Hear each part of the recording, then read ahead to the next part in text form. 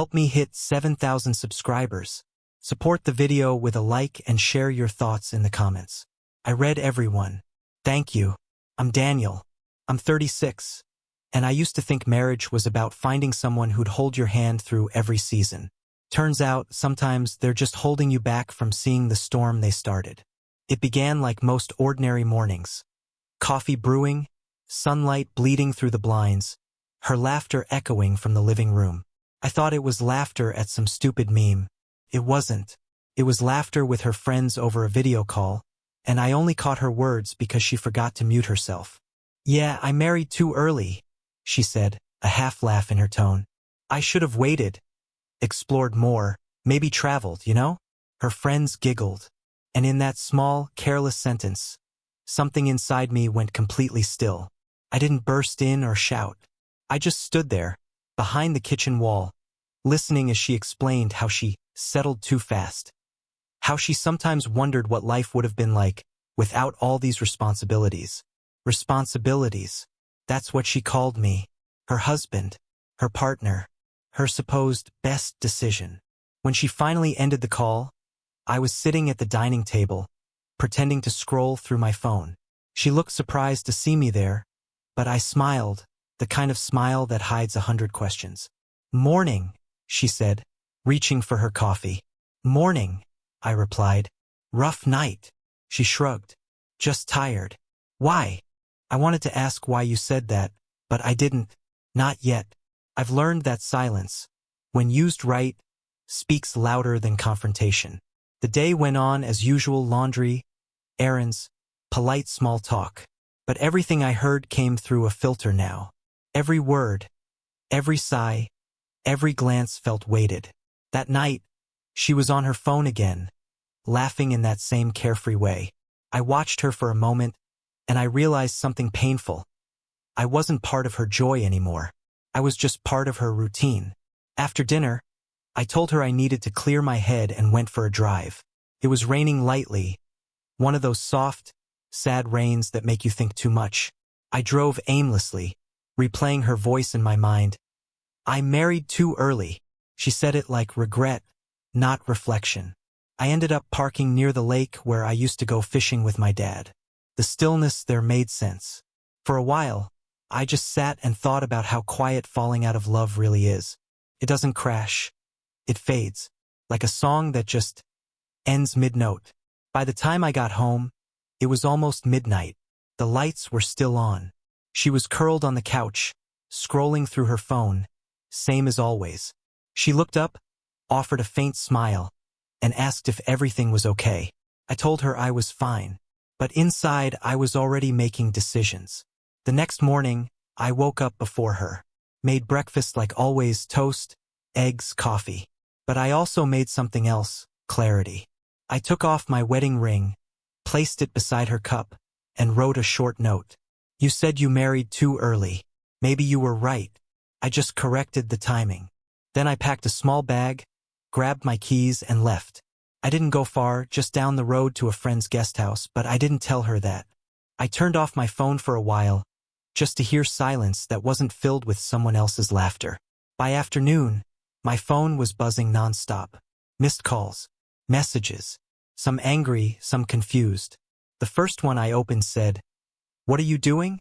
This isn't funny." The second one, "Daniel, where are you?" The third, "Please come home. We need to talk." I didn't reply, not because I wanted to punish her, but because I wanted her to sit in that space she said she missed. Freedom. Hours later, I finally called her back. Her voice cracked when she answered. "You can't just disappear like that," she said. "You scared me." I took a breath and said quietly, "You said you felt you married too early. I figured I'd give you some of that time back." Silence. For the first time, she didn't have a quick response. Just quiet breathing on the other end of the line. Then finally, a whisper. "I didn't mean it like that." Maybe she didn't, or maybe she did. But words, once spoken, don't vanish. They stain the walls you built together. I told her I'd come home in the evening to talk. But I already knew the conversation wasn't going to be about apologies. It was going to be about endings. When I pulled into the driveway that evening, The porch light was already on. She must have been waiting because the front door opened before I even reached it. Her eyes were red. She'd been crying, or at least trying to look like she had. "Daniel," she said softly, "can we please talk inside?" I nodded and stepped in. The house felt colder than usual, like the warmth had followed me out that morning and never returned. The ring still sat on the counter beside the untouched coffee cup. She noticed it immediately, her lips tightening. "Why would you do that?" she asked. "I just took your advice," I replied. "You said you married too early, so I gave you back your time." Her shoulders tensed. "That's not what I meant. It was just girl talk. I was venting." "Venting about what?" I asked quietly. "Having a husband who's been faithful? Who listens, who supports you. That's what you were venting about." She flinched. "You're twisting my words." "No," I said. "I'm hearing them exactly how you said them. The way your friends laughed told me they understood you perfectly." She sank into the couch, covering her face with her hands. For a long moment, neither of us spoke. The only sound was the hum of the fridge and the slow tick of the clock, a reminder that silence can be louder than shouting. Finally, she said, "I was frustrated. I didn't mean it the way it sounded." I sat across from her. "Then tell me how it was supposed to sound." She dropped her hands, eyes glistening. Sometimes I feel like I missed out, like life moved too fast. Everyone's out there doing things, traveling, discovering themselves. And I'm here, married, working, paying bills. I love you, Daniel. But sometimes I feel trapped." Her honesty stung because it was real. Not cruel, not calculated, just selfish in the quiet way truth sometimes is. I nodded slowly.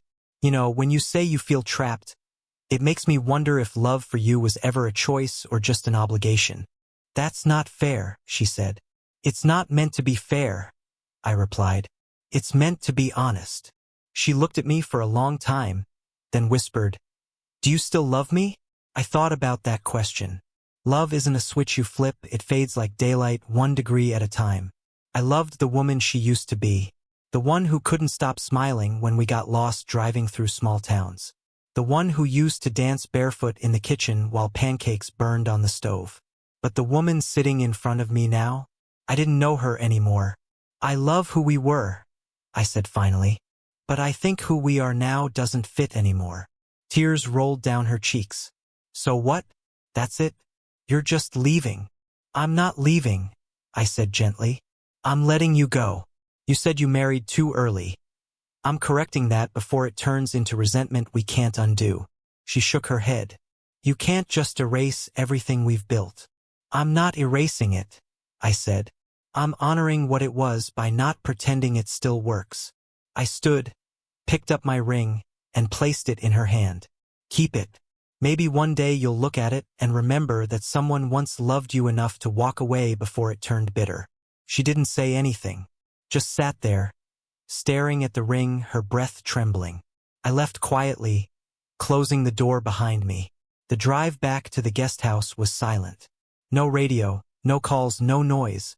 Just the hum of the engine and the strange calm that comes after you've already lost something and finally stopped fighting to hold it.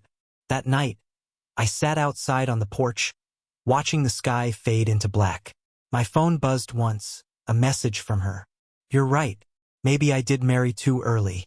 I just didn't realize how fast time would run out." I didn't reply.